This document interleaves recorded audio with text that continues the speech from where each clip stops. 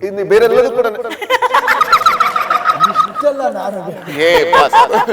ಈಗ ಪಾರ್ವತಮ್ಮ ಅವರು ಬಹಳ ಸ್ಟ್ರಿಕ್ಟ್ ಅಂತೆ.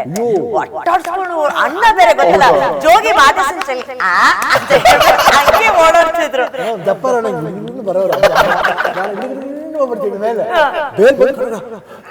ಮೇಲಿಂದ ಜಂಪ್ ಆಗ್ಬಿಟ್ಟು ಒಂದ್ಸತಿ ಹತ್ರ ಬಂದ್ಬಿಟ್ಟು ಜಪ್ಪನ್ ಜಂಪ್ ಆಗ್ಬಿಟ್ಟು ಅವತ್ತಿಂದ ಅಮ್ಮ ಚೇಸ್ ಮಾಡೋದೇ ಬೇಡ ಅಂತ ಜಂಪ್ ಹೊಡೆದ್ಬಿಡ್ತಾರೆ.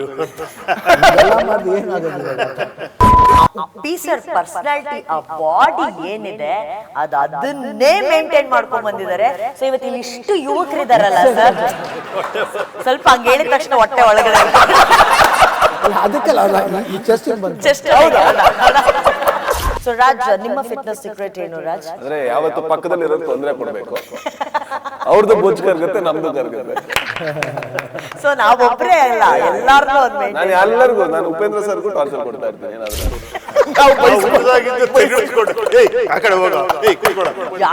ಹಂಗೆಲ್ಲ ಇಲ್ಲ. ನಮ್ಮ ಮನೇಲಿ ಅಮ್ಮ ತುಂಬಾ ಸ್ಟ್ರಿಕ್ಟ್ ಆಗಿರೋರು. ಸುಮ್ನೆ ಹಂಗೆಲ್ಲ ತಪ್ಸ್ಕೊಳಂಗೆ ಸೌಟ್ ಎತ್ಕೊಂಡ್ಬಿಡೋರು. ರಾಜ್ಕುಮಾರ್ ಮಕ್ಕಳ ತಕ್ಷಣ ಹಂಗೇನು ಬೆಳೆಸ್ರಪ್ಪ, ನಮ್ಮನ್ನ ಬಹಳ ಗ್ರೌಂಡೆಡ್ ಬೆಳೆಸಿದ್ದಾರೆ, ಬಹಳ ಸ್ಟ್ರಿಕ್ಟ್ ಬೆಳೆಸ. ಅದಕ್ಕೆ ನಾವು ಸ್ಕೂಲು ಕಾಲೇಜಲ್ಲಿ ಬಸ್ಲೇ ಹೋಗಿದ್ವಿ. ಏನೇ ಆದ್ರೂ ಅದೊಂದು ಬೇರೆನೆ, ಅದೊಂದು ನೋಡ್ತಿದ್ದಂಗೆ ನಿಮ್ಗೆ ಒಂದು ಗೊತ್ತಿಲ್ಲದೆ ಒಂದು ಗೌರವ. ಬಟ್ ನಮ್ಗೆ ಇಷ್ಟ ಅದೇನ್ ವಾಕಿಂಗ್ ಮಾಡಿ ಅಣ್ಣಂಗೆ ನಿದ್ದೆನೆ ಬರಲ್ಲ. ಗೀ ಒಡ್ಡಲ್ಲ ಅಂದ್ರೆ ಹಿಂಗ್ ನೋಡ್ತಾರೆ. ಏನ್ ಹೇಳೋದು ನಿಮಗೆ, ಅಷ್ಟೇ ಅವ್ರಿಗೆ ನೋಡಿದ್ರೆ ಸಾಕಾಗ್ತದೆ. ಇಲ್ಲಿ ವೆಜ್ಜು, ನಾನ್ ವೆಜ್ಜು, ಫಿಶ್ ಏನೇ ತಿಂದ್ರು ಸ್ಟೀಲ್ ಬಾಡಿ ಅಂದ್ರೆ ಇದು ಸರ್ ರಾಜ್ ಶೆಟ್ಟಿ ಅವರು. ಆ ಪೀಸರ್ ಪರ್ಸನಾಲಿಟಿ, ಆ ಬಾಡಿ ಏನಿದೆ ಅದನ್ನೇ ಮೇಂಟೈನ್ ಮಾಡ್ಕೊಂಡ್ ಬಂದಿದ್ದಾರೆ. ಸೊ ಇವತ್ತು ಇಲ್ಲಿ ಇಷ್ಟು ಯುವಕರಿದಾರಲ್ಲ ಸರ್, ಸ್ವಲ್ಪ ಹಂಗ ಹೇಳಿದ ತಕ್ಷಣ ಹೊಟ್ಟೆ ಒಳಗಡೆ ಅದಕ್ಕೆಲ್ಲ ಈ ಚೆಸ್ಟಿಂಗ್ ಬಂತು. ಚೆಸ್ಟ್ ಆತರ.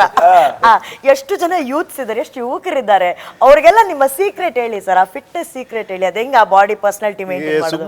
ನೀವು ಆತರದ್ದೇನಿಲ್ಲ. ಇಲ್ಲ ಸೀರಿಯಸ್ಲಿ ಸರ್, ಏನ್ ಮಾಡ್ತೀರಾ ನೀವು? ಯೋಗ ಮಾಡ್ತೀರಾ, ಜಿಮ್ ಮಾಡ್ತೀರಾ, ಅಥವಾ ಅಣ್ಣ ಹೇಳ್ದಂಗೆ ವಾಕಿಂಗ್ ಮಾಡ್ತೀರಾ? ಸ್ವಲ್ಪ ಸೂರ್ಯ ನಮಸ್ಕಾರ, ಸ್ವಲ್ಪ ಸ್ಟ್ರೆಚಸ್, ಲೈಟ್ ಎಕ್ಸಸೈಸ್, ತುಂಬಾ ರೆಗ್ಯುಲರ್ ಆಗಿಲ್ಲ, ಯಾವಾಗ ಯಾವಾಗ ಸಾಧ್ಯವಾಗುತ್ತೋ ಅವಾಗ ವಾಕಿಂಗ್. ಡಯಟ್ ಸ್ವಲ್ಪ ಬರೀ ವೆಜ್. ಓ, ಅದ್ ಸ್ವಲ್ಪ ಕಷ್ಟ ಸರ್. ಎಲ್ಲ ಲಾಸ್ಟ್ ಸ್ವಲ್ಪ ಕಷ್ಟ. No drinks. ಇದೂ ಡ್ರಿಂಕ್ಸ್ ಅವ್ರಿಗೆ ಕಷ್ಟನೇ ಸರ್. ಇಲ್ಲಿ ವೆಜ್ಜು, ನಾನ್ ವೆಜ್ಜು, ಫಿಶ್ ಏನೇ ತಿಂದ್ರು ಸ್ಟೀಲ್ ಬಾಡಿ ಅಂದ್ರೆ ಇದು ಸರ್ ರಾಜ್ ಶೆಟ್ಟಿ ಅವರು. ಅವರು ಲವಲವಿಕೆಯಿಂದ ಇರ್ತಾರೆ. ಅಣ್ಣ ಇವ್ರು ಜಿಮ್ಮು ವಾಕಿಂಗ್ ಎಲ್ಲ ಗೊತ್ತಿಲ್ಲ. ಸಾಯಂಕಾಲ ಆದ್ರೆ ಏರಿಯಾದಲ್ಲಿರೋ ಅಷ್ಟು ಹುಡುಗರನ್ನ ಗುಡ್ಡೆ ಹಾಕೊಂಡ್ಬಿಟ್ಟು ಕ್ರಿಕೆಟ್ ಆಡ್ತಿರ್ತಾರೆ, ಥ್ರೋ ಬಾಲು, ವಾಲಿಬಾಲ್, ಅದೇನೇನೋ ಆಡ್ತಿರ್ತಾರೆ. ಅಲ್ಲಿ ಸಾಕಲ್ಲ ಅಣ್ಣ. ಸೊ ರಾಜ್, ನಿಮ್ಮ ಫಿಟ್ನೆಸ್ ಸೀಕ್ರೆಟ್ ಏನು ರಾಜ್? ಅಂದ್ರೆ ಯಾವತ್ತು ಪಕ್ಕದಲ್ಲಿ ಇರೋದು ತೊಂದರೆ ಕೊಡ್ಬೇಕು. ಅವ್ರದ್ದು ಬೊಜ್ಜು ಕರ್ಗತ್ತೆ, ನಮ್ದು ಕರ್ಗತ್ತೆ. ಸೊ ನಾವೊಬ್ರೇ ಅಲ್ಲ, ಎಲ್ಲಾರ್ನು ನಾನು ಎಲ್ಲರಿಗೂ, ನಾನು ಉಪೇಂದ್ರ ಸರ್ಗೂ ಟಾರ್ಚರ್ ಕೊಡ್ತಾ ಇರ್ತೀನಿ ಏನಾದ್ರು. ಏನಂತ? ಏನೋ ಪ್ರಶ್ನೆ ಕೇಳೋದು ಅವ್ರನ್ನ. ಈಗ ಅವ್ರ ಹೇಟರ್ಸ್ ಈಗ ಅವ್ರು ಸ್ಟಾರ್ಟ್ ಮಾಡ್ಕೊಂಡಿದ್ದಾರೆ. ಅವ್ರ ಹೇಟರ್ಸ್ ಒಂದು ಸೀಕ್ರೆಟ್ ಹೇಳ್ಬೋದು, ಅವ್ರನ್ನ ಸೋಲ್ಸೋದ್ ಹೆಂಗೆ ಅಂತ. ಕಂಟಿನ್ಯೂಸ್ ಹೊಗಳ್ತಾ ಇರಿ, ಒಂದ್ ಸ್ವಲ್ಪ ತಡಿತಾರೆ, ಆಮೇಲೆ ನೋಡೋದನ್ನ ನಿಲ್ಲಿಸ್ತಾರೆ. ನಾನವನಲ್ಲ ಸರ್. ಎಷ್ಟ್ ಚೆನ್ನಾಗಿದೆ ಸರ್ ಆ ಸ್ಮೈಲು, ಆ ಹೇರ್ ಸ್ಟೈಲ್, ಆ ಶರ್ಟ್ ಕಲರು, ಆ ಗ್ರೇ ನೀವು ಅವ್ರ ಜೊತೆ ಆಕ್ಚುಲಿ ನಂಗೆ ಬೆಳಗ್ಗೆ ಬಂತ ನೋಡಿದೆ ದೃಷ್ಟಿ ಹೋಯ್ತು. ಅದು ಒಂದೇ ಬಂತಣ್ಣ, ಅದು ನಂದೇ ಇತ್ತು ಅಂತ ಅನ್ಕೊಂತೀನಿ, ಅಟಕ್ ಅಂತ ಹೇಳಿ. ಓ, ಸೊ ಜಾಸ್ತಿ ಹೋಗ್ಲಿದ್ರೆ ಜಾಸ್ತಿ ಹೋಗ್ಲಿದ್ರೆ ಮತ್ತೊಂದು ಮಾಡ್ತಾರೆ, ಏನ್ ಮಾಡ್ತಾರೆ? ನಿಮ್ಮನ್ನ ಹೋಗ್ಲಕ್ ಶುರು ಮಾಡ್ತಾರೆ. ಓ, ಮೊನ್ನೆ ಸರ್ ಬಂದ್ ನನ್ನ ಹತ್ರ ಹೇಳಿದ್ರು, ಎಂತ ಡಲ್ ಆಗಿರೋ ಇವೆಂಟ್ ನ ಕೂಡ ನೀವು ಬ್ರೈಟ್ ಮಾಡ್ಬಿಡ್ತೀರಾ. ಓ, ಅವಾಗ ನಾನು ಉಪ್ಪಿ ಸರ್ ನನ್ ಬಗ್ಗೆ ಹೇಳ್ತಿದಾರ ಅಂತ. ಆಮೇಲೆ ನಾನು ಇವಾಗ ಅರ್ಥ ಮಾಡ್ಕೊಂಡೆ, ನಾನು ಅವ್ರನ್ನ ಹೊಗಳ್ತಾ ಇದ್ದೆ. ಅವ್ರ ಗುಣ ಕೂಡ, ಅವ್ರಿಬ್ರು ಗುಣ ಕೂಡ ನೀವು ಅವ್ರಿಗೆ ಏನೇ ಕೊಡಿ ಅಂದ್ರೆ ಅವ್ರು ಜಾಸ್ತಿ ಕೊಡ್ತಾರೆ ಅದನ್ನ. ಕರೆಕ್ಟ್. ಈಗ ಹೇಗೆ ಅನ್ಸ್ತಾ ಇದೆ ಸರ್? ಹೊನ್ನ ಶೂಲ ಕಿಕ್ಕಿದರೆ ಕೂಡಲ ಸಂಗಮ ದೇವ. ನೀವ್ ಹೆಂಗೆ ಆಕ್ಸೆಪ್ಟ್ ಮಾಡ್ತೀರಿ ಹೊಗಳಿಕೆ ಮಾತುಗಳನ್ನೆಲ್ಲ? ಅದನ್ನ ಹೆಂಗ್ ತಗೋತೀರಾ ನೀವು? ಸೇಮ್ ಹಂಗೆ. ಅಣ್ಣ ನೀವ್ ಹೆಂಗ್ ತಗೋತೀರಾ? Honestly ಅಲ್ಲ, ಆಕ್ಚುಲಿ ಯಾಕಂದ್ರೆ ಅದು ಹೊಗಳ್ತಾ ಬಂದಾಗ ಏನಾಗುತ್ತೆ ಅಂದ್ರೆ ಮನಸ್ಸಲ್ಲಿ ಒಂದು ಓಕೆ ಪರವಾಗಿಲ್ಲ ಅಣ್ಣ. ನೀವು ಹೊಗಳಿಕೆ ಅರ್ಹರು. ಹಂಗಲ್ಲ ಅದಲ್ಲ ಇಲ್ಲ ನೀವು ಹಂಗಲ್ಲ ನಮಗೆ ಜಾಸ್ತಿ ಹೊಗಳಿದ್ರೆ ನಮ್ಮ ಯೋಗ್ಯತೆಗೆ ಮೀರಿ ಹೊಗಳಿದ್ರೆ ನಮಗ್ ಗೊತ್ತಿದೆಯಲ್ಲ ನಮ್ಮ ಯೋಗ್ಯತೆ, ಅವಾಗ ಅಯ್ಯೋ ಬೇಡಪ್ಪ. ನನಗೆ ಇಷ್ಟ, ಯಾಕಂದ್ರೆ ನನಗೆ ಪ್ಯಾಂಪರಿಂಗ್ ಆಹಾ ಹೊಗಳೋದು it keeps you healthy, correct ಅಣ್ಣ. It keeps you always fit. Okay fine, Yeah. ಹಿಂಗಿದೆ ಅದು ಏನಂದ್ರೆ ಮೋಟಿವೇಟ್ ಆಗುತ್ತೆ. ಗುರುವೆ, ನೀವು ಹುಟ್ಟದಾಗಿಂದ ಹೊಗಳಿಸ್ಕೊಂಡೇ ಹುಟ್ಟಿದವರು, ನಾವು ಹುಟ್ಟದಾಗಿಂದ ತೆಗೆಳಿಸ್ಕೊಂಡು ಏಯ್ ಆ ಕಡೆ ಹೋಗ, ಏಯ್ ಕೂತ್ಕೊಳ. ಯಾರ್ ಸರ್ ಹಂಗಲ್ಲ ಇಲ್ಲ, ನಮ್ಮ ಮನೇಲಿ ಅಮ್ಮ ತುಂಬಾ ಸ್ಟ್ರಿಕ್ಟ್ ಆಗಿರೋರು, ಸುಮ್ಮನೆ ಹಂಗೆಲ್ಲ ತಪ್ಸ್ಕೊಳಂಗೆ ಸೌಟ್ ಎತ್ಕೊಂಡ್ಬಿಡೋರು. ಅದಕ್ಕೆ ನಿಮ್ಗೆ ಹೊಗಳಿಕೆ ಇಷ್ಟ.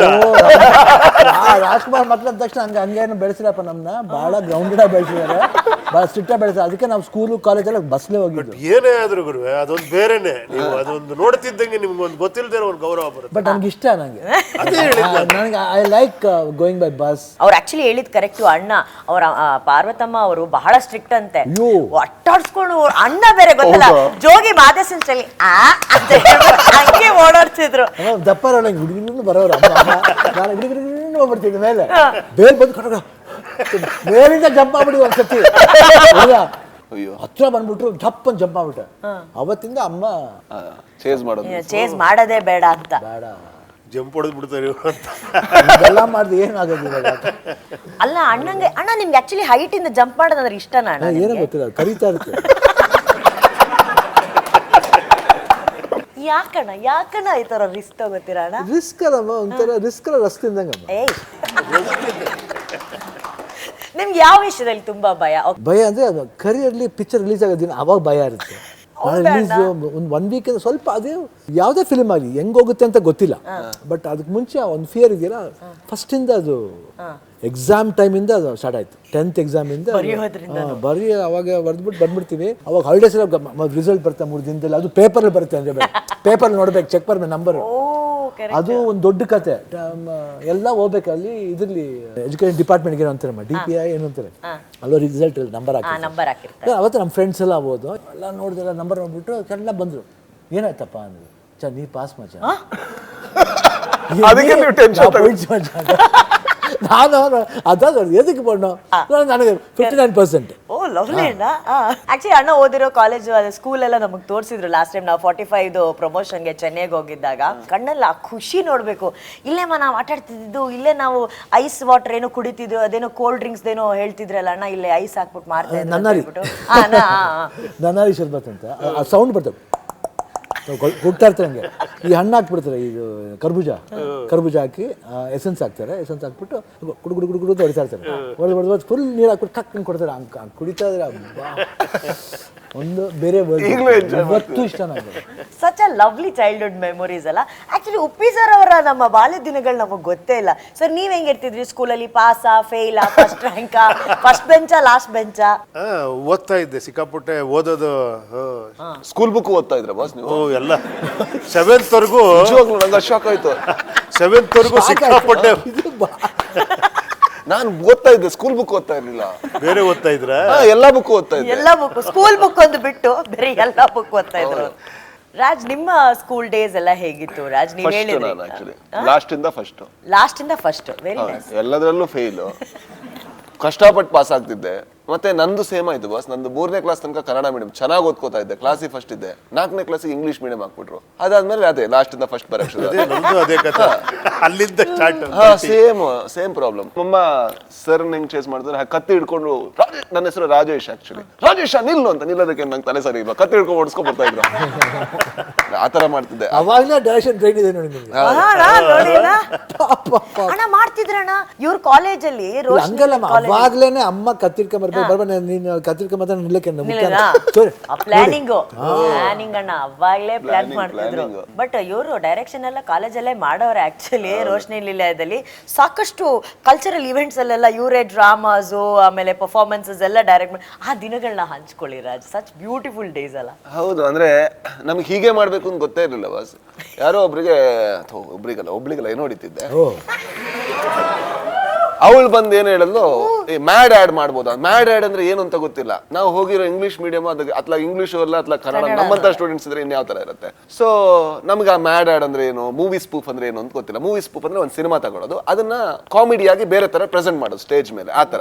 ಅವಳು ಯಾವ್ದೋ ಇಂಗ್ಲಿಷ್ ಕಾನ್ವೆಂಟ್ ಅಲ್ಲಿ ಓದ್ದೋಳು, ಅವಳು ಬಂದು ಹೇಳ್ತಾ ಇದ್ಲು, Rajesh can you write this ಅಂತ. ನನಗೆ ಅದ್ ಏನ್ ಬರೆಯೋದು ಗೊತ್ತಿಲ್ಲ, ಬಟ್ ಹೇಳಿದಾಳಲ್ವಾ, ಅವಳು ಇಂಪ್ರೆಸ್ ಅವಳು ಇಂಪ್ರೆಸ್ ಮಾಡೋದಕ್ಕೆ ಬರೀತಿದ್ವಿ, ಹಿಂಗೋ ವಿನ್ ಆಗ್ತಾ ಇದ್ವಿ. ಹಾಗಾಗಿ ಅವಳು ನನ್ನ ಮೊದಲ ಗುರು ಪಾಪ. ಪವರ್ ಅಷ್ಟೇ ಅಣ್ಣ, ಪಾಪ ಅಲ್ಲ ಮೊದಲ ಗುರು.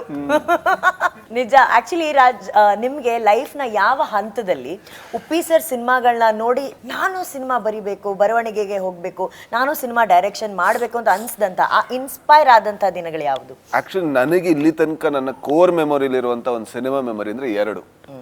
ಒಂದು, ನಾನು ಚಿಕ್ಕವನಿರ್ಬೇಕಾದ್ರೆ DD1 ನಲ್ಲಿ ವಾರಕ್ಕೊಂದ್ಸಲ ಸಿನಿಮಾ ಆಗ್ತಿದ್ರು ಬಸ್, ನೆನಪಿದೆಯಲ್ವಾ ನಿಮ್ಗೆ? ಶುಕ್ರವಾರ ಅಲ್ಲ, ಭಾನುವಾರ ಆಗ್ತಾ ಇದ್ರು. ಆಮೇಲೆ DD9 ಅಂತ ಒಂದು ಚಾನಲ್ ಬಂತು, ಅದು ಎಲ್ಲರ ಮನೇಲೂ ಬರ್ತಾ ಇರ್ಲಿಲ್ಲ. ಆ DD9 ಅಲ್ಲಿ ಶುಕ್ರವಾರ ಒಂದು ಸಿನಿಮಾ ಹಾಕಿದ್ರು.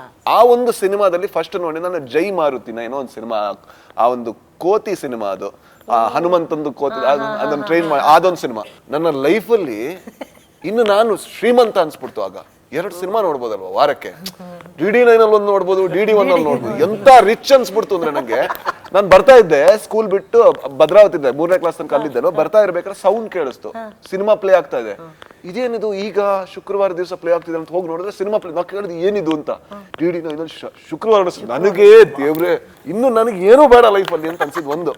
ಓಕೆ, ಇನ್ನೊಂದು, ನನಗೆ ಸಿನಿಮಾ ಪೋಸ್ಟರ್ ನಾನು ಭದ್ರಾವತಿ ಸ್ಟ್ರೀಟ್ ಅಲ್ಲಿ ಅಂಟಿಸಿದ್ ನೋಡಿದ್ದೆ. ನೋಡ್ಬೇಕಾದ್ರೆ ಅದ್ರ ಪೋಸ್ಟರ್ ಹೆಂಗಿತ್ತು ಅಂದ್ರೆ, ನಾನು ನೋಡ್ಬೇಕಾದ್ರೆ ಇದೇನಿದು ಸಿನಿಮಾ ಅರ್ಥ ಆಗ್ತಿಲ್ಲ, ಬಟ್ ನನಗೆ ತುಂಬಾ ಇಂಪ್ರೆಸ್ ಆಗಿದೆ. ಅಂಡ್ ತುಂಬಾ ನೆಗೆಟಿವ್ ಸ್ಪೇಸ್ ಇತ್ತು ಅದ್ರಲ್ಲಿ, ತುಂಬಾ ಬ್ಲಾಂಕ್ ಇತ್ತು, ಇತ್ತು, ಕ್ಯಾರೆಕ್ಟರ್ ಗಳಿತ್ತು, ತುಂಬಾ ನೆಗೆಟಿವ್ ಸ್ಪೇಸ್. ಈಗ ಆಕ್ಚುಲಿ ನಮ್ದು ಒಂದು ಪೋಸ್ಟರ್ ಇದೆ, ಇಲ್ಲಿಲ್ಲ ಅನ್ಸುತ್ತೆ, ನಾನು ಓಡ್ ಬಂದು ನೀವು ಆ ಕಡೆ ಈ ಕಡೆ, ಆ ತರ ನೆಗೆಟಿವ್ ಸ್ಪೇಸ್ ಇರುವಂತ ಪೋಸ್ಟರ್ಗಳು ಬಹಳ ಕಮ್ಮಿ ಇದ್ದಾಗ. ಇನ್ನು ಬೇರೆಲ್ಲದೂ ಕೂಡ ಇಷ್ಟೆಲ್ಲ ನಾನು ಈಗ ಉಪ್ಪಿ ಸರ್ ಮತ್ತೆ ಶಿವಣ್ಣ ಒಂದು ಟ್ರಾಲ್ ಪೇಜ್ ಓಪನ್ ಮಾಡಿದ್ದಾರೆ. ಅವರಿಬ್ರದೇ ಅಂದ್ರೆ 11 ಇಂಟರ್ವ್ಯೂ ಅವ್ರಿಗೆ ಹೆಂಗಾರು ಸಹಿಸ್ಕೋಬೇಕಾದ್ರೆ ಎಂಟರ್ಟೈನರ್ ಯಾರು? ನಂಗೆ ಏನು ಬೇಜಾರಿಲ್ಲ, ಅನಲೈಸ್ ಮಾಡೋ ರೀತಿ ನೋಡಿ. ಈಗ ಸುಮ್ನೆ ನೋಡಿ ಚೆನ್ನಾಗಿದೆ ಅನ್ನೋದಕ್ಕೂ ಅದ್ರಲ್ಲಿ ನೆಗೆಟಿವ್ ಸ್ಪೇಸು, ಖಾಲಿ, ಇದು ಅನಲೈಸ್ ನಿಜವಾಗ್ಲೂ ಅವ್ರು ಪೋಸ್ಟರೇ ಮಾಡಿದ್ದು, ಪೋಸ್ಟರೇ ಮಾಡಿದ್ದು. ಅವ್ರು ದೊಡ್ಡವರಲ್ಲ, ನಾನ್ ದೊಡ್ಡವನು, ಹೆಂಗ್ ಬಾಸ್? ನೀವು ಸಿನಿಮಾ ಮಾಡಿದ್ದು, ನಾನ್ ಸಿನಿಮಾ ನೋಡಿ ಹೊಗಳಿದ್ದು, ನಾನ್ ದೊಡ್ಡವನು, ನೀವಲ್ಲ, ಹೆಂಗದು? ಈಗ ಏನೋ ಬೀಜ ಹಾಕಿ ಏನೋ ಬೆಳಕಳದ್ ಗುರುವೆ, ಹೌದು. ನೋಡಿ ಅವ್ರು ಹೇಳೋ ಪ್ರಕಾರ ಅವ್ರು ಏನು ಮಾಡಿದ್ರು ಸರ್, ನೀವ್ ಮಾಡಿರೋದೇ ಅವರೆಲ್ಲ ಇಷ್ಟು ಯೋಚನೆ ಮಾಡ್ತಿರೋದು. ದಯವಿಟ್ಟು ಒಪ್ಕೊಳ್ಳಿ ಬಾಸ್, ಆಯ್ತಾ? ನನಗೆ ಆ ಒಂದು ಎಕ್ಸ್ಪೀರಿಯನ್ಸ್ ಇದೆಯಲ್ವಾ, ಅದಾದ್ಮೇಲೆ ನನಗೆ ಯಾವ ವಿಷಯಗಳು ಅಷ್ಟು ನನಗೆ ಗಾಢವಾಗಿ ತಾಗಿದೆ ಅಂತ ನನಗೆ ಅನ್ಸಲ್ಲ. ಸೊ ಹಾಗಾದ್ರೆ ನೀವು ಫಸ್ಟ್ ಪೋಸ್ಟರೇ ನೋಡಿದ್ದು? ಹೌದು, ಅಂದ್ರೆ ಎಲ್ಲ ಹಾಗೆ ಅಲ್ವಾ, ಪೋಸ್ಟರ್ಗಳು ಬರ್ತಾ ಇತ್ತು. ಅಂಡ್ ಅದಾದ್ಮೇಲೆ ದೇವ್ರ ದಯದಲ್ಲಿ ಇವ್ರು ಬೆಸ್ಟ್ ಏನ್ ಮಾಡ್ತಿದ್ರು ಅಂದ್ರೆ, ಯಾರಿಗೂ ಕೂಡ ಒಂದ್ಸಲ ನೋಡಿದ್ರೆ ಅರ್ಥ ಆಗಿದ್ರೆ ಸಿನಿಮಾ ಮಾಡ್ತಿದ್ರು. ಆಯ್ತಾ? ನನಗೆ 4 ಜನ ಕಸಿನ್ಸ್. ಓಕೆ, ನನ್ನ ಹತ್ರ ಇಲ್ಲಿ ದುಡ್ಡು ಇರುತ್ತೆ, ನಾನು ತುಂಬಾ ಚಿಕ್ಕವನಲ್ವಾ. ನಮ್ಮ ಅಣ್ಣ ಫಸ್ಟಿಗೆ ಹೋಗ್ತಾ ಇದ್ದ, ರಾಜು ಹೇಗ್ ಬರ್ತೀಯ ಅಂತ, ಹೋಗ್ತಿದ್ದೆ ಅವನ ಜೊತೆ. ಅವನಾದ್ಮೇಲೆ ಇನ್ನೊಬ್ಬಂಗೆ ನಾನು ಹೇಳ್ತಿದ್ದೆ, ಸಿನಿಮಾ ಚೆನ್ನಾಗಿದ್ಯಾ ಅಂತ, ಸಖತ್ ಚೆನ್ನಾಗಿದೆ ಅಂತಿದ್ದೆ ಅವನು. ಅದಕ್ಕೆ ನಿಂಗೆ ಅರ್ಥ ಆಯ್ತಾ? ಅರ್ಥ ಆಯ್ತು ಅಂತಿದ್ದೆ. ಆಗ ಅವನು, ಹೌದಾ, ಬಾ ನನ್ನ ಜೊತೆ ಬಾ ಅಂತ 4 ಸಲ ಅವ್ರ ಜೊತೆ ನೋಡಿ ಮತ್ತೆ ಅವ್ರು ಫಸ್ಟ್ ಇಂದ ನೋಡ್ತಿದ್ರಾ. ನೋಡಿ ನೋಡಿ ನೋಡಿ ನನಗೆ ಲಾಸ್ಟಿಗೆ ಆ ಸಿನಿಮಾ ಸರ್ ಕುತ್ಕೊಂಡು ಒಂದು ಇನ್ಸ್ಟ್ರೂಮೆಂಟ್ ಬ್ಯಾಕ್ ಗ್ರೌಂಡ್ ಅಲ್ಲಿ ಬರುತ್ತೆ, ಒಂದು ಎಂಟಿ ಫ್ರೇಮ್, ಎಲ್ಲ ಅರ್ಥ ಆದ್ಮೇಲೆ ಫಿಲ್ಮ್ ಅಲ್ಲಿ ಒಂದು ಎಂಟಿ ಫ್ರೇಮ್ ಅಲ್ಲಿ ಇವರೊಬ್ರೆ ಹಿಂಗ್ ಕೂತಿರ್ತಾರೆ, ಆಗೊಂದು ಬ್ಯಾಕ್ ಗ್ರೌಂಡ್ ಮ್ಯೂಸಿಕ್ ಬರುತ್ತೆ. ಅದ್ ಬಂದ್ರೆ ಎಷ್ಟು ಕಂಪ್ಲೀಟ್ ಫೀಲ್ ಆಗ್ತಿತ್ತು ಅಂದ್ರೆ, ಐ ಆಮ್ ಸ್ಯಾಟಿಸ್ಫೈಡ್.